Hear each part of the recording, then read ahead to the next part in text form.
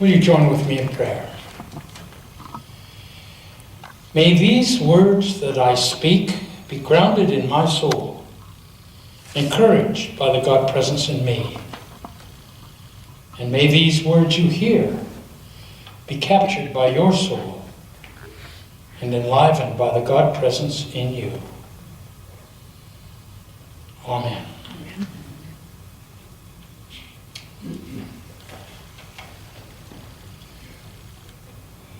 We light the second Advent candle today, the candle of peace.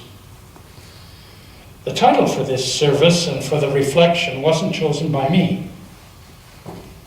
Jim Hanna chose it while he's still expected to be providing leadership for Advent worship. But I was happy with this title. It fits my own attitude toward peace in our age. Peace becomes. Way back in May of 2017, I said that I believed we might be in a time when the world is shifting on its axis, and a whole new way of thinking and acting is being perceived. I described all of this as moving away from localized and self-centered concerns and towards a vision of all humanity acting with each other and with the whole cosmos in a compassionate and caring way. At that time, I offered some statistics to support that point of view. I said that 75 years ago, 240 people per million died each year as a result of armed conflict. Today, that number is 11 people per million per year dying in armed conflict. That doesn't lessen the plight of those who still suffer and die, and we see so much of that in the news, but we have moved from where we were 75 years ago. And there were other statistics too. At the beginning of the 20th century, 90% of the world population lived in desperate poverty. At the beginning of the 21st century, that number was down to 10% of the world population lives in desperate poverty. And in the same way, at the beginning of the 20th century, 85% of the world was illiterate. At the beginning of the 21st century, 85% of the world is literate. Some would say this is the activity of God intervening to move humanity in the path of peace. Others would see it as a maturing and evolving of the human community. I think all of us would agree that it is a sign of hope, promise of peace becoming. At that time, I said that the end of the Second World War seemed to me to be the marker where that shift began to happen, where we began to stop using armed conflict as a way of resolving disputes and began to look at negotiating and compromising to solve problems. I've since read a book by the Canadian historian Margaret McMillan, who suggests that the marker was really the end of the Napoleonic Wars in 1814. If she is right, then the last 200 years have been the most stable and peaceful age in Europe and the Americas, and therefore, to some extent, the most stable and peaceful age in the world since the Roman Empire. 200 years of relative peace and stability, where rather than using conflict to resolve issues, we began to use compromise and negotiation. All of that except for 30 years of the bloodiest and most destructive conflicts that the world has ever seen. In the middle of all of that,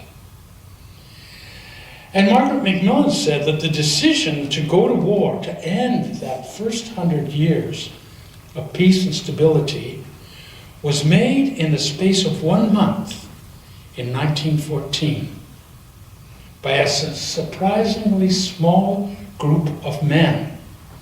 And they were all men who decided to shatter 100 years of peace.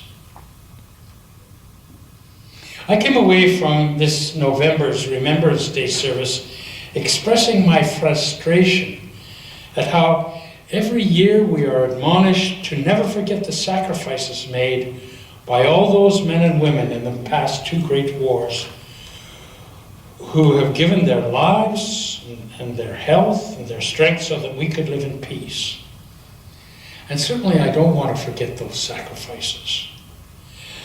But I came away feeling that we need to talk about the loss of courage and resolve and hope in the time leading up to 1914, when those wars might have been prevented, except people didn't act or didn't speak out.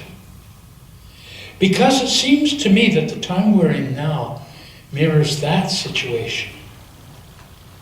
Nearly 75 years of relative stability and harmony, peace, in which conflict has largely been resolved by compromise and negotiation rather than fighting. And it's now being challenged by a small number of men, and they are all men, who seem to value their own ego and their own power more than world peace. This is supposed to be a message of hope, isn't it? Looking for signs of promise where peace is becoming. And Jim Taylor said last week that Advent is a time to hold on to hope in a time of hopelessness, and talked about how we might do it. I want to add to that Advent is a time to hold on to peace in a time when peace is deeply threatened. But how do we hold on to that hope? How do we hold on to that peace?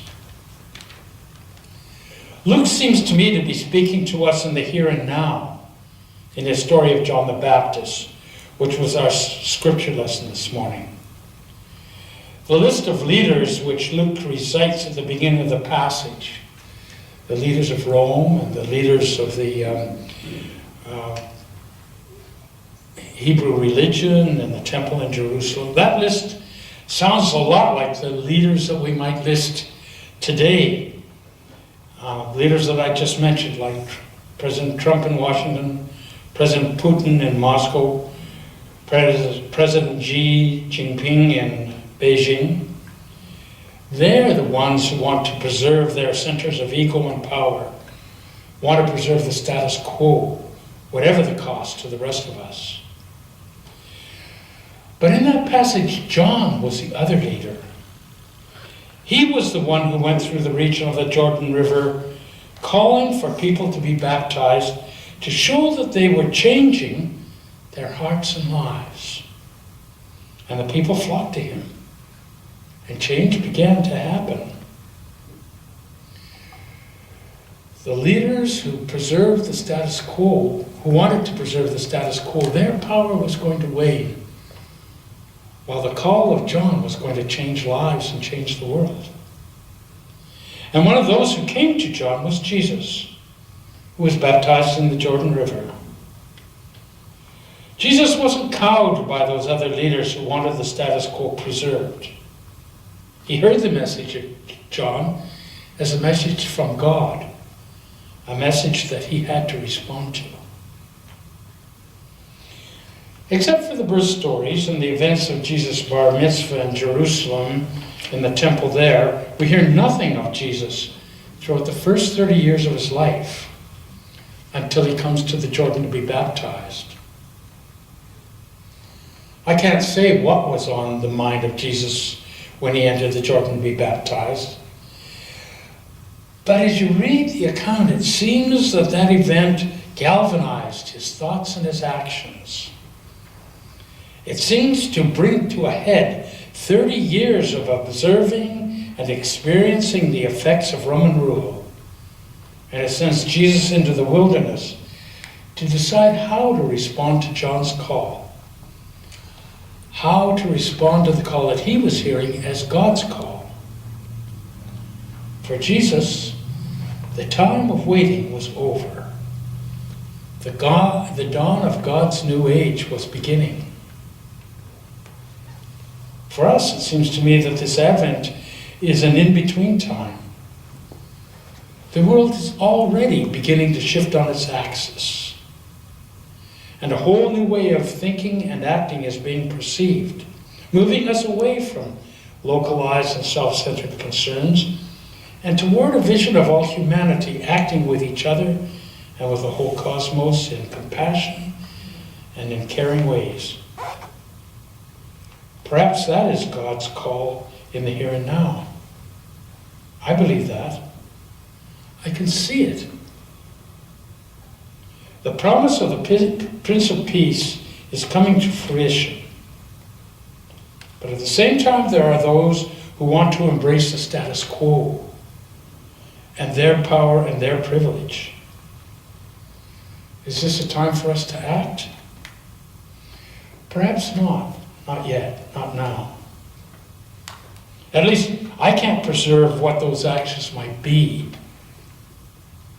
But like Jesus, it's a time for observing and experiencing the effects of the wilderness that is being created by those men of power.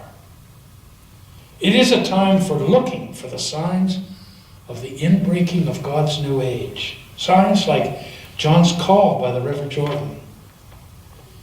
It's a time of being ready to respond to those signs when we observe them. The time of waiting and of hoping is almost over.